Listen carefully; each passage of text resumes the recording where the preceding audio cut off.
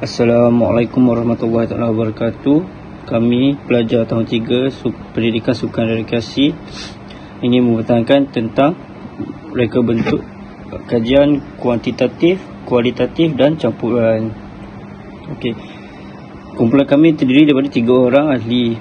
Ahli yang pertama adalah Muhammad Hasif bin Nur Haizan A172019. Yang kedua, Syed Muhammad Irfan Syafiq bin Syed Muhammad Kamil A172025. Dan yang terakhir adalah Nik Bukhari bin Nik Ahmad A168274. Assalamualaikum, saya Syed Muhammad Irfan Syafiq bin Syed Muhammad Kamil, A172025. Kali ini saya ingin membentangkan tentang kajian kuantitatif. Definisi dari kajian kuantitatif.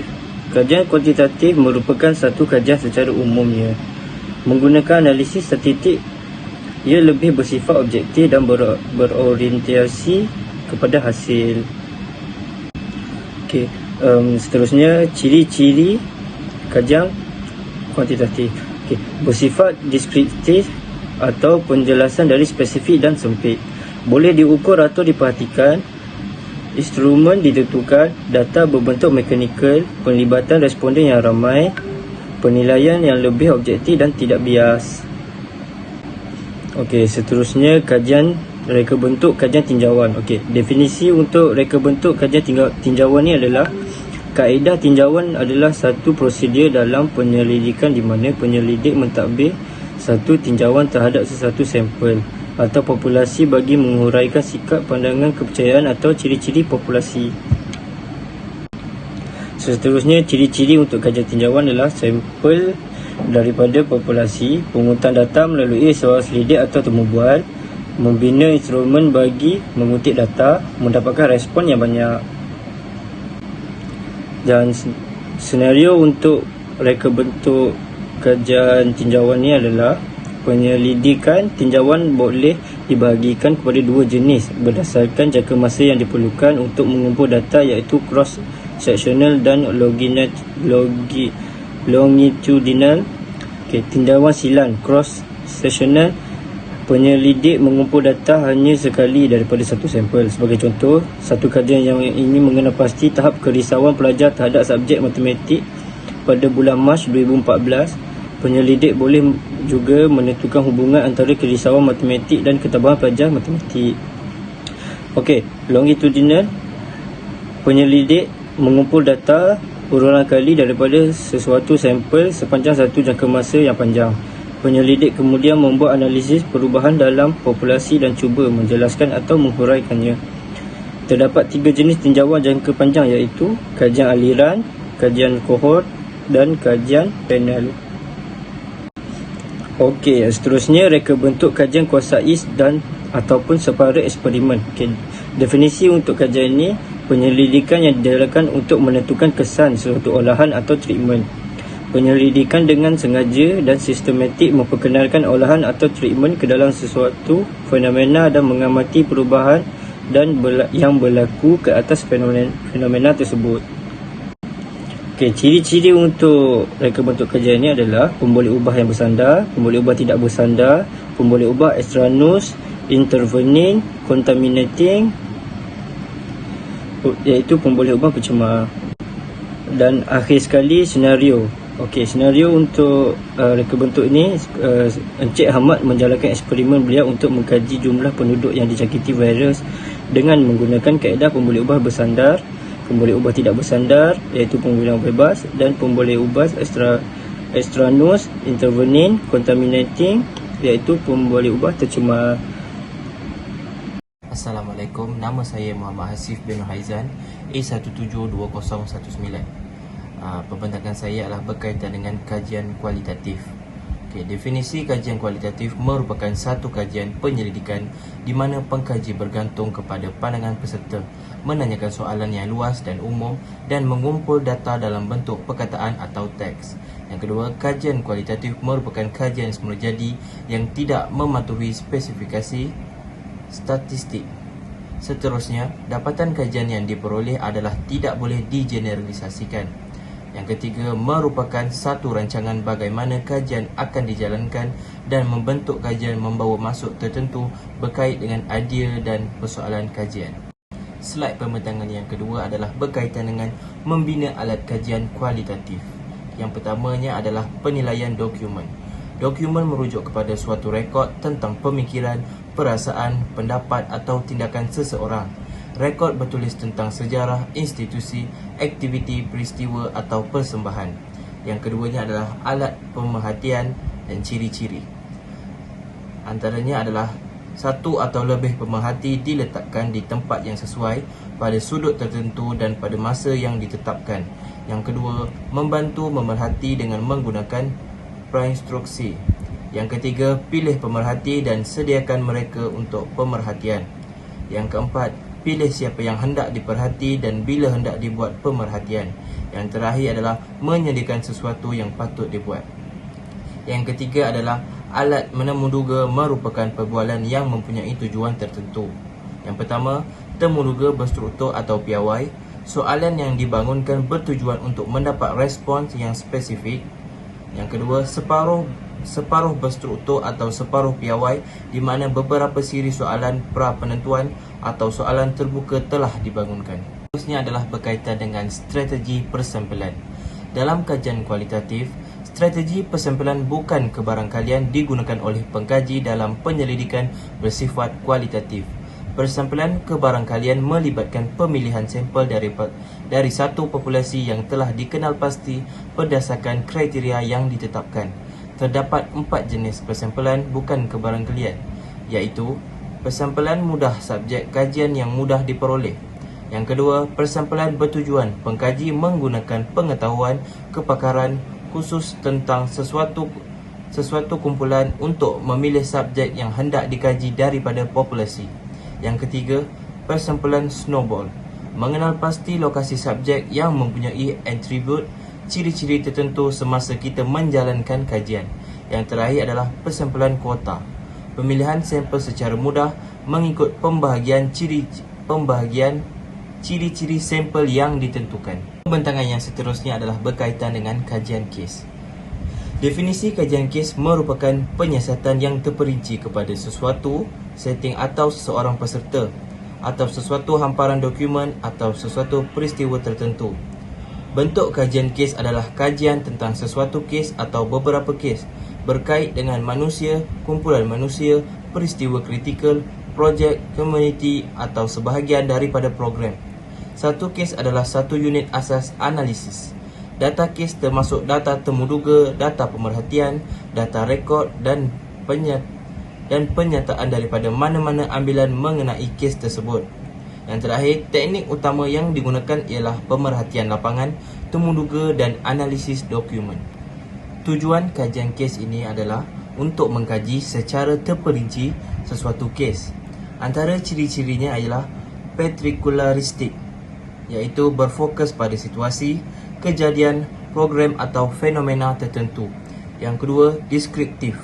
Hasil terakhir adalah deskripsi yang banyak dan mantap tentang fenomena yang dikaji. Yang terakhir adalah heuristik. Kes yang dikaji menjelaskan dan membantu kefahaman pembaca tentang fenomena. Pembentangan saya yang seterusnya adalah kajian etnografi. Etnografi merupakan sejenis bentuk kajian lapangan yang melibatkan satu metod penelitian kualitatif. Etnografi juga dirujuk sebagai satu penyelidikan saintifik yang bersifat semula jadi. Menurut Creswell 2005, etnografi merupakan satu bentuk kajian yang praktikal untuk mengkaji suatu kelompok atau kumpulan tertentu. Melalui kajian berbentuk etnografi, bentuk-bentuk maklumat kualitatif dapat digunakan untuk menerangkan dan menginterapsikan sesuatu bentuk budaya yang dikongsi bersama di dalam sesebuah kumpulan. Kajian etnografi juga turut digunakan dalam memahami dan menjelaskan budaya dan cara hidup sesuatu komuniti. Sebagai contoh, pelapor kajian etnografi iaitu Bronislaw Malinowski di dalam kajiannya mengenai masyarakat di Kepulauan Trobriand. Kajian beliau adalah untuk menjelaskan budaya masyarakat di kepulauan tersebut sebagai contoh ritual kularing. Pembentangan yang terakhir saya adalah berkenaan dengan tujuan dan ciri-ciri kajian etnografi. Tujuannya adalah mengkaji ciri-ciri budaya dan kehidupan sesuatu kumpulan atau komuniti. Ciri-cirinya adalah penyiasatan tema-tema budaya yang berasaskan antropologi budaya. Yang kedua, kajian terhadap kumpulan yang mengkongsikan sesuatu budaya. Yang ketiga, pengkaji terhadap pola tingkah laku, kepercayaan dan bahasa yang diamalkan dan dikongsi bersama dalam sesuatu kumpulan. Yang keempat, suatu penguraian dan penganalisian tema-tema berkaitan dengan kumpulan yang berkongsi budaya. Yang terakhir sekali adalah suatu penghuraian tema-tema dan interpretasi dalam konteks kumpulan tersebut. Assalamualaikum warahmatullahi wabarakatuh. Nama saya Nik Bukhari bin Ahmad. Saya akan menerangkan tentang kajian campuran. Kajian campuran yang pertama ialah penyelidikan tindakan. Definisi penyelidikan tindakan adalah penyelidikan sistematik yang dilakukan oleh guru atau individu dalam persekitaran penyelidikan untuk mengumpul maklumat yang berkaitan dan seterusnya memperbaiki cara-cara mereka beroperasi, bagaimana mereka mengajar dan bagaimana pelajar mereka belajar, iaitu oleh Mills. Definisi yang kedua ialah penyelidikan tindakan adalah sebagai penyiasatan sistematik yang dijalankan oleh guru penyelidik, pengetua, kaunselor sekolah untuk mengumpul maklumat mengenai bagaimana sekolah khas mereka beroperasi, bagaimana mereka mengajar dan seberapa baik pelajar mereka belajar. Seterusnya ialah ciri-ciri penyelidikan tindakan ialah pendekatan untuk membaiki amalan. Yang kedua ialah konteks tugas harian, kolaboratif, situasi sebenar, fokus utama ke atas amalan untuk membaiki dan memahami. Ciri seterusnya ialah amalan daripada teori, tindakan praktis dan secara berterusan. Bilakah perlu menjalankan kajian tindakan ini? Yang pertama ialah pada situasi pendidik ingin membuat refleksi terhadap amalan sendiri, iaitu semasa PMP. Yang kedua ialah pendidik menghadapi masalah pendidikan yang perlu diselesaikan. Yang ketiga ialah pendidik ingin menyelesaikan masalah yang berlaku di sekolah. Seterusnya ialah semasa guru mahu memperbaiki amalan sendiri, iaitu semasa proses pengajaran dan pembelajaran. Yang seterusnya ialah pendidik mahu terlibat dalam sesuatu projek penyelidikan. Tujuan penyelidikan tindakan ialah membantu guru menghadapi cabaran, menyelesaikan masalah profesional tanpa merujuk arahan luar. Seterusnya ialah mengeluarkan guru dari amalan rutin. Dan seterusnya ialah objektif penyelidikan tindakan ialah mengembangkan dan memperbaiki amalan melalui penyelidikan mengikut minat dan kecenderungan semua pihak yang prihatin. Seterusnya, mengembang pengetahuan dan kefahaman praktikal mereka yang terlibat dalam proses penyelidikan. Akhir sekali ialah mengembang dan memperbaiki pendidikan sebagai satu disiplin. Seterusnya ialah kajian reka bentuk pembangunan. Definisi kajian reka bentuk pembangunan ialah kajian sistematik mengenai proses reka bentuk, pengembangan dan penilaian dengan tujuan untuk menetapkan dasar empirikal untuk penciptaan produk dan alat instruksional dan bukan instruksional dan model baru atau ditingkatkan yang mengatur pengembangannya. Seterusnya ialah ciri-ciri reka bentuk pembangunan. Ciri-ciri yang pertama ialah untuk memulakan dengan menentukan masalah penyelidikan dan mengkaji literatur yang berkaitan. Ciri-ciri yang kedua ialah menyasarkan peserta populasi yang berlainan dalam type 1 dan type 2 dalam setiap fasa yang berbeza. Ciri seterusnya ialah pengumpulan data boleh berbeza-beza bergantung kepada fokus kajian. Ciri seterusnya ialah analisis data seperti kualitatif dan sintesis merangkumi perwakilan data preskripsis. Yang seterusnya ialah jenis pelaporan dapat diterbitkan dalam pelbagai jenis sumber seperti laman web berguna untuk melaporkan kumpulan data yang banyak. Produk yang boleh dikeluarkan di dalam pengaplikasian DDR ini ialah yang pertama modul, yang kedua ialah model, yang ketiga ialah borang soal selidik dan seterusnya ialah kerangka, pelan strategik dan terakhir sekali ialah garis panduan. Seterusnya ialah kajian campuran. Definisi kajian campuran ialah kajian campuran merupakan gabungan antara penyelidikan kualitatif dan juga penyelidikan kuantitatif untuk saling menguatkan hujah. Seterusnya, penyelidikan campuran ialah penyelidikan kuantitatif tidak mampu menyampaikan kriteria perinci berkenaan persekitaran yang dikaji.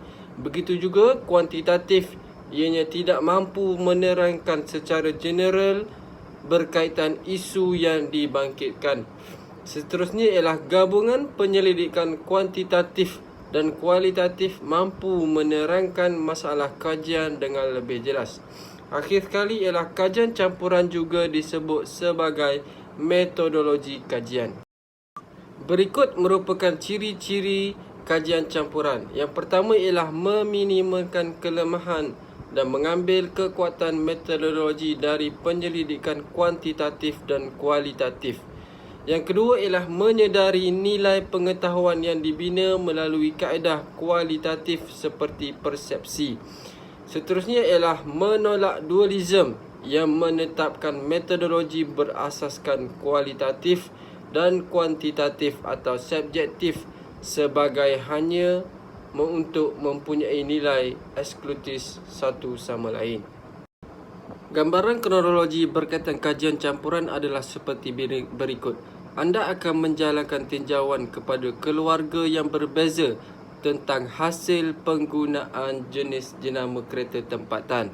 Apabila hasil kajian anda diperolehi, anda mungkin memerlukan lebih banyak maklumat tentang penggunaan kereta jenama tempatan. Maklumat yang terperinci anda boleh didapati melalui kaedah temu bual ataupun juga interview. Itu sahaja daripada saya. Sekian, terima kasih.